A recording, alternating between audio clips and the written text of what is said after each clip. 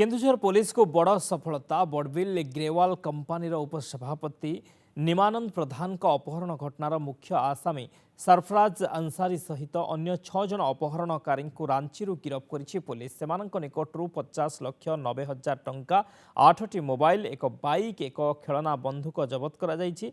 सांबादिक सम्मेलन में एने सूचना देइछन्ति डीआईजी ब्रिजेश राय। गत 12 तारिख में निमानंद को ऑफिस घर को फेरिबा बाटरे ड्राइवर एमडी फिरोज अपहरण कर अपहरणकारी 60 लाख टंका नेबा परे निमानंद को छाड़ी घटना 12टी टीम गठन कर तदंत आरंभ करथिला पुलिस।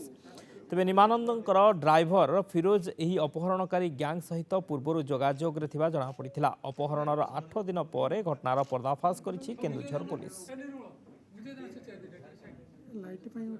50,90,000 टंका गोटे जगह जो रखी थिले जो तांका प्लेस अच्छी सेठी से हमें सीज कलु पैसा ता छड़ा सेठी जो डिफरेंट मोबाइल्स यूज हुई थिला ता छड़ा जो डिफरेंट व्हीकल यूज हुई थिला सब सीज करके आसी छी।